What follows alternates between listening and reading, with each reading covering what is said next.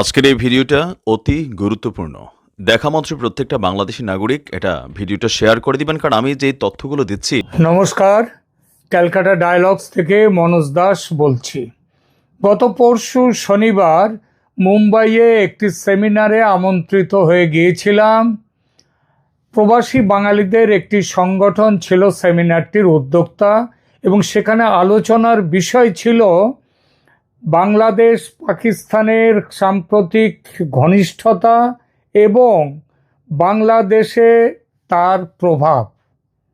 সেখানে যে বক্তব্যটি আমি রেখেছিলাম তার উপর ভিত্তি করে এখনকার এই প্রতিবেদন।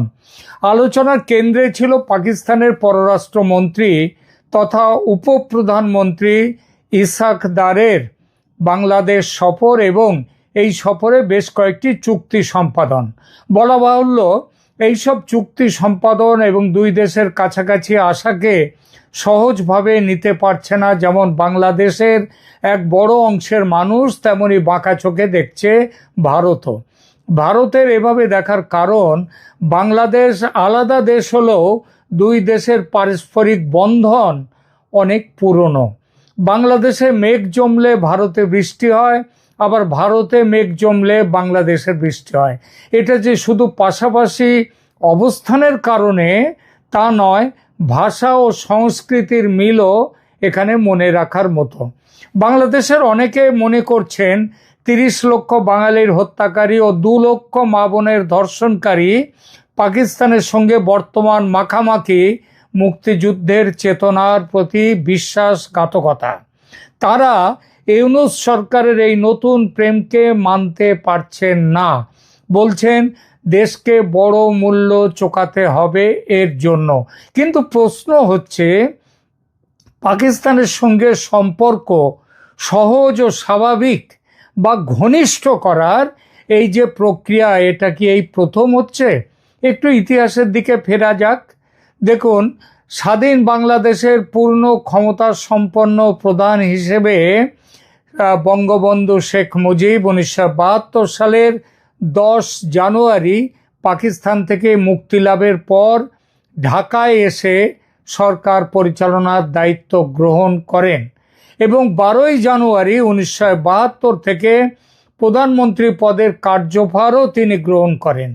যে পাকিস্তান বাংলাদেশের মানুষের ওপর বিশ্ব ইতিহাসের সবচেয়ে বড় জেনোসাইড, গণহত্যা করেছে, সেই দেশের প্রতি বাংলাদেশের সরকারের কি করা উচিত ছিল? সমঝোতার হাত বাড়ানো? সাধারণ মানুষ বলবে নিশ্চয়ই তা নয়, কিন্তু বাস্তবে সমঝোতার হাত বাড়ানো হয়েছিল মুক্তিযুদ্ধের 1 বছর পরে, মানে 72-এ মুজিব ফিরে এলেন ক্ষমতায়, তারপরেই সেটা করেছিলেন কে? বঙ্গবন্ধু শেখ মুজিব স্বয়ং। কেন করেছিলেন সে আলোচনায় আসব, তবে তার আগে বলি কি করেছিলেন সেদিন। 72-এর 12 জানুয়ারি থেকে মাত্র 2 বছর পর 1974-এর ফেব্রুয়ারি পাকিস্তান স্বাধীন ও সার্বভৌম রাষ্ট্র হিসেবে স্বীকৃতি দিয়েছিল বাংলাদেশকে। এটা কি এমনি এমনি? 1971 সালের মুক্তিযুদ্ধের 3 বছর পর 1974 সালে বাংলাদেশ ও পাকিস্তানের মধ্যে কূটনৈতিক সম্পর্ক স্থাপন হয়েছিল এবং এটা দক্ষিণ এশিয়ার রাজনৈতিক ইতিহাসের একটি উল্লেখযোগ্য অধ্যায় ছিল।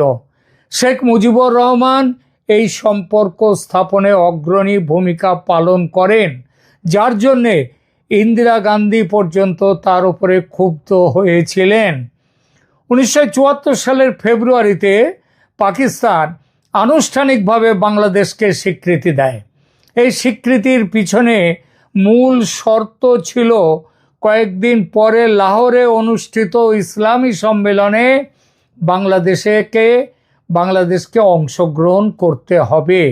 বঙ্গবন্ধু শেখ মুজিবুর রহমান এই সুযোগকে কাজে লাগিয়ে পাকিস্তানের স্বীকৃতি আদায় করেন। তিনি লাহোরের ইসলামী সম্মেলনে অংশগ্রহণও করেন এবং এর পরে বিশ্ব জুড়ে বাংলাদেশকে যে অনেকেই যে তাদেরকে দিচ্ছিল না, স্বীকৃতি দিচ্ছিল না অন্য দেশগুলো, সে তাদের অনেক দেশ এরপরে স্বীকৃতি দেওয়া শুরু করলো।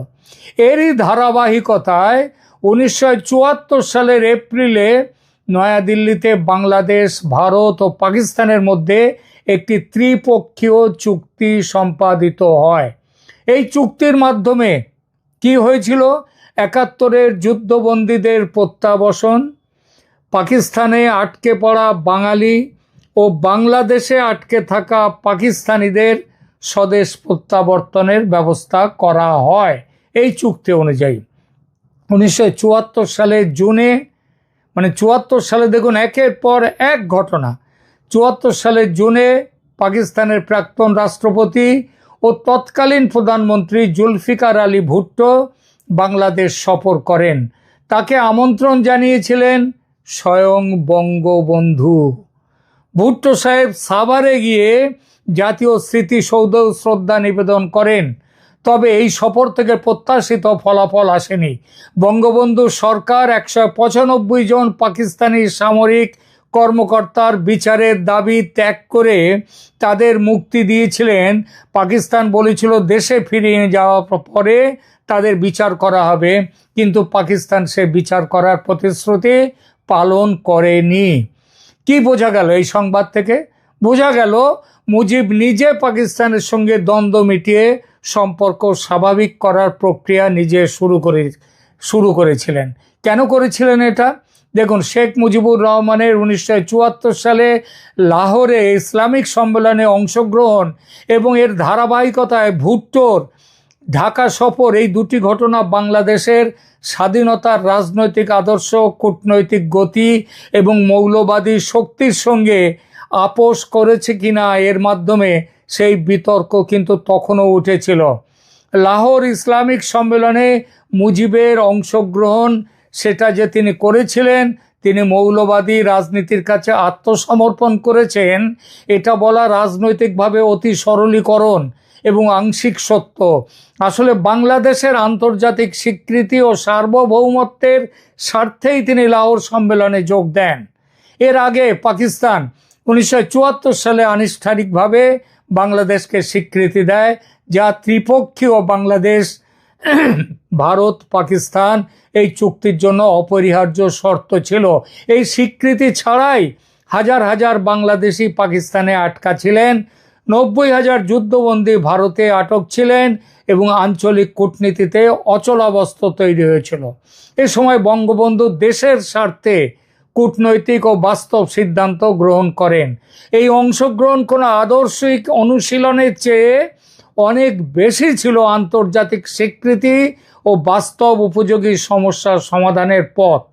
ব্যক্তিগত বা রাষ্ট্রীয় মৌলবাদী রাজনীতির চাপে নয়, বরং জাতীয় স্বার্থে বঙ্গবন্ধু এই ব্যবস্থার দিকে এগিয়েছিলেন। ভুট্টোর ঢাকা সফর এবং সেখানে যে উষ্ণতা দেখানো হয়েছিল, কেন? কারণ পাকিস্তানের প্রধানমন্ত্রী জুলফিকার আলী ভুট্টো, আগেই বলেছি, 1974 সালের জুন মাসে ঢাকা সফরে আসেন। তিনি সেখানে শ্রদ্ধা জ্ঞাপনও করেন।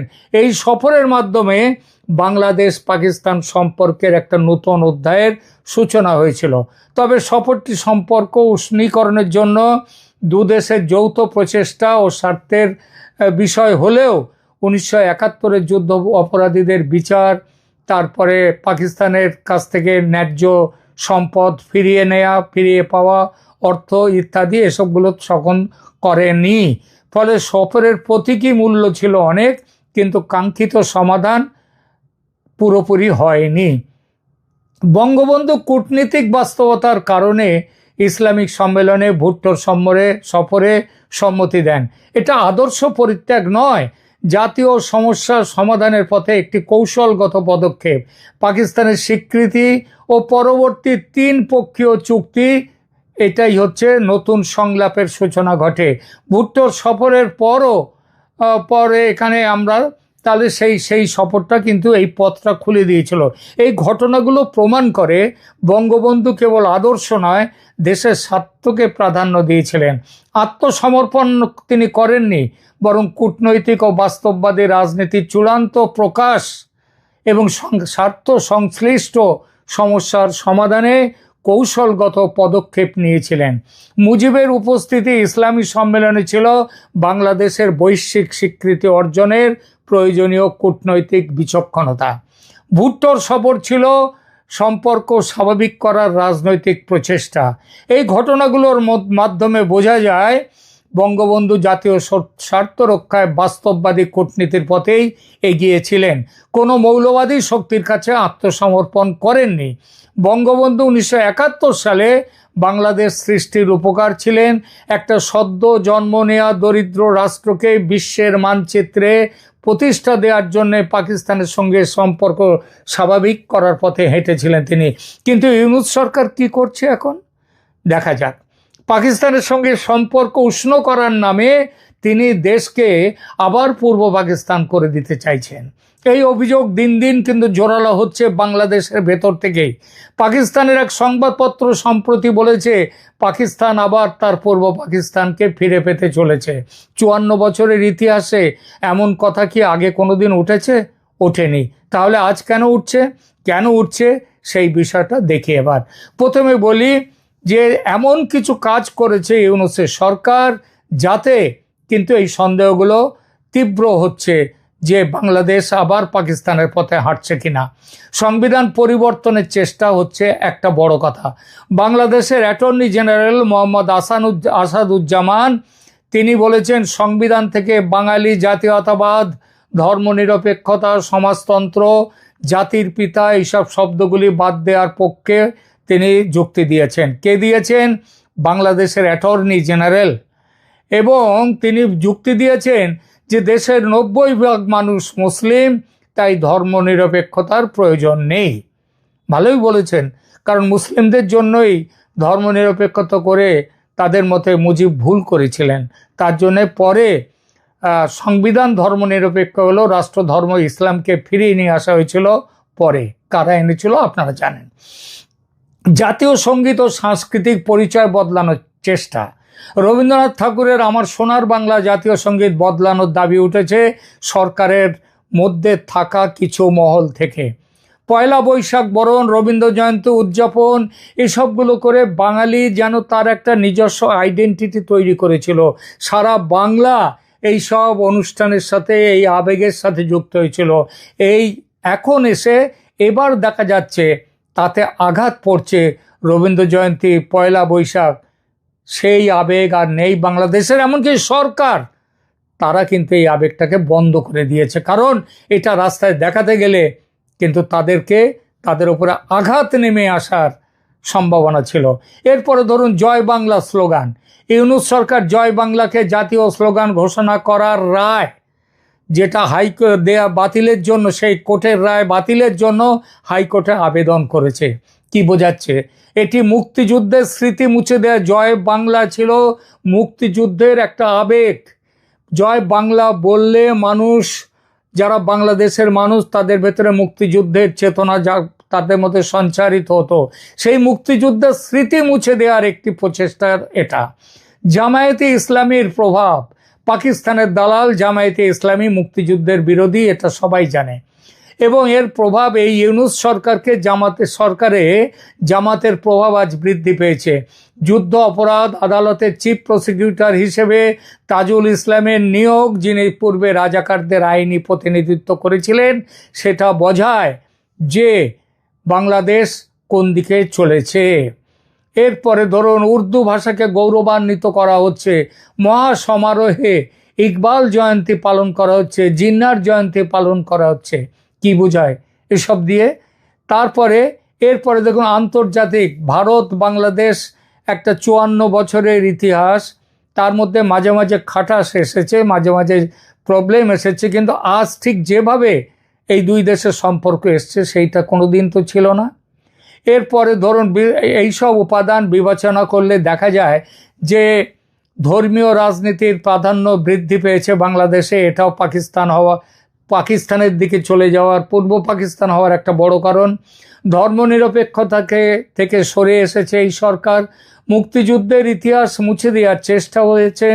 মুক্তিযুদ্ধের স্মৃতিবাহী সমস্ত ভবন, সৌধ, ভাস্কর্য ভেঙে ফেলা হয়েছে।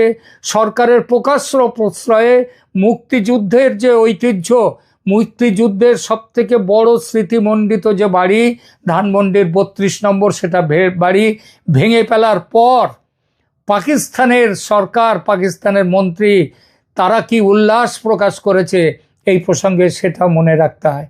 বাঙালি জাতীয়তাবাদ বর্জন করে, বাঙালি জাতীয়তাবাদ নয়, এটা হচ্ছে ইসলামী, পাকিস্তানি ইসলামী মানসিকতা নিয়ে আসার চেষ্টা। এক কথায় বলি, মুজিবের পাকিস্তানের সঙ্গে সম্পর্ক উন্নয়ন করা ছিল বাংলাদেশকে তার স্বাভিমান, তার সংস্কৃতি, তার ঐতিহ্য, এই সব নিয়ে নিজের পায়ে দাঁড় করানো। আর ইউনূসের পাকিস্তানি সংযোগ হলো দেশকে নতুন করে পূর্ব পাকিস্তান করে তোলা। এটাই হলো তফাৎ। এখানেই বিরাম নিচ্ছি। ধন্যবাদ।